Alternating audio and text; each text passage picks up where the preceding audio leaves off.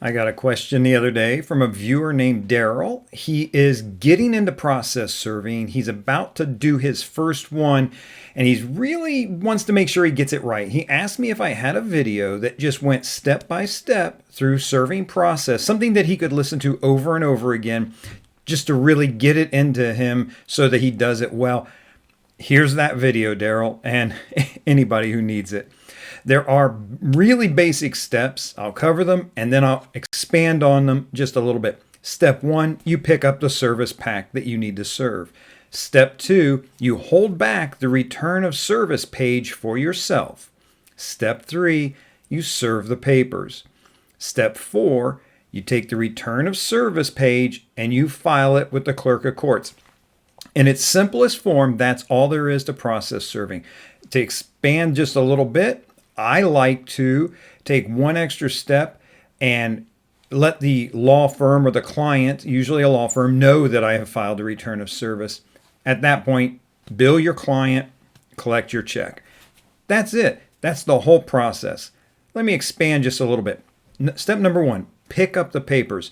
This is going to be usually at one of two places, either at the law firm, they have these service packs they need served, or at the courthouse. The clerk of court's office has them for you, depending on how the law office wants to handle it. They'll tell you, this is not difficult, this is not scary, and just once you work with the law firm one time, two times, you'll get, okay.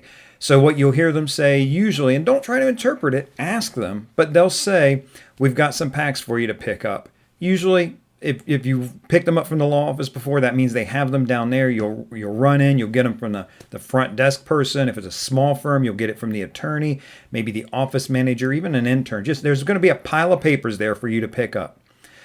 They might likewise say, we've got some service packs for you down at the courthouse. Just go to the courthouse. Clerk of court's office, here's who I am, here to pick up some packs to serve. They'll look through their pile, they'll hand you the service packs. That's it. That's step 1, pick up the service packs. Step 2, hold back the return of service sheet for yourself. This is going to be usually the top page, sometimes 2 pages.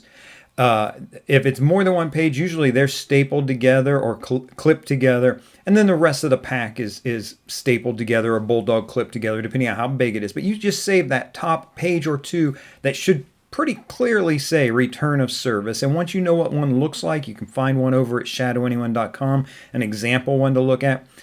You hold back that page or sometimes 2 for yourself. Do not deliver those to the person. Step 3, serve the process pack. Just serve the pack of papers. So you just literally, this is just delivery service. You run out to wherever they are, you hand it to them, and that's it. 9 out of 10 times, 19 out of 20 times, they're gentlemanly about it, a lady about it. They understand. Sometimes don't sweat the serving of process. Can there be snags and weirdness and oddness? Yes, of course there can. That's why I have the Investigator's Ultimate Guide to Process Serving. I cover all these different scenarios. What if it's a bad address? What if they're hiding? What if they won't answer the door? What if the person comes to the door but lies about who they are? Oh, okay, yes. Sometimes that 1 in 20, maybe not even that much, depending on who you're serving for, the firms and the cases, you'll run into that sometimes. And yes, extended paid training will teach you all that stuff. But really, you take that service pack and you serve it to the person. Just deliver the papers.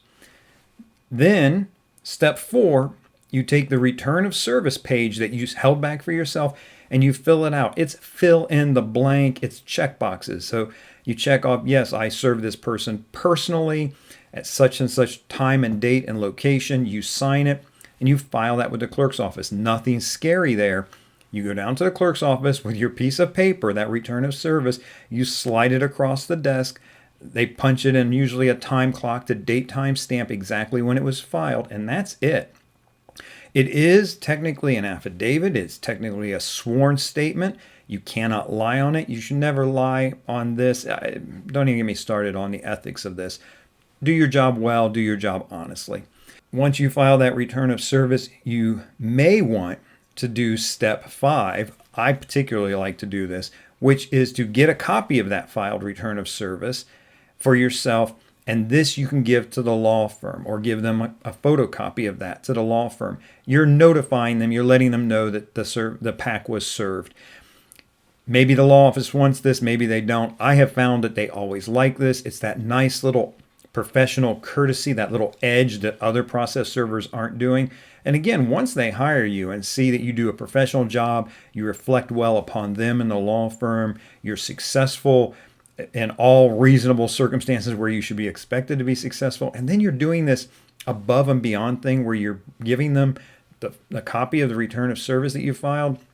So there's never any question. If they show up in court, they can flip through their pack and say, Your Honor, yes, this person was served. Here's a copy of the return of service. Just a nice thing, good for business. I just think generally good. Again, if you just have to stretch this out to more than that. Step 6, bill your client. Usually, for me, that was always the end of the month. I just send them an invoice due within 30 days. This has already been arranged ahead of time, but I just send them that invoice. And step number 7, cash the check. And I don't mean, you may not be getting paid with an actual check. You're probably getting direct deposited, or you've arranged a payment method with them that they like. That's the important thing. Maybe they want to write you a check. So you wait in the mail. You wait for the mail, that check to arrive, and you deposit the check. But serving process, not tricky, not difficult most of the time. I mean, the actual process. If you run into snags where you have a bad address or the person's avoiding you, go over to ShadowAnyone.com. I've got 8 years of articles and videos and training over there. Keyword search, skip trace if you got to find somebody. Keyword search, telephone number if that's the type of thing you got to turn around or work with. That's a good starting place. Doesn't cost you a dime. You're going to get good, solid, reliable information from someone who's been there and done that. If you have any further questions about this, or you think this needs to be expanded a little bit, sure, please let me know. I'd be delighted to include that information in a future video. In the meantime, this is Larry Kaye with ShadowAnyone.com. Remember, do the right thing, even if it's the hard thing.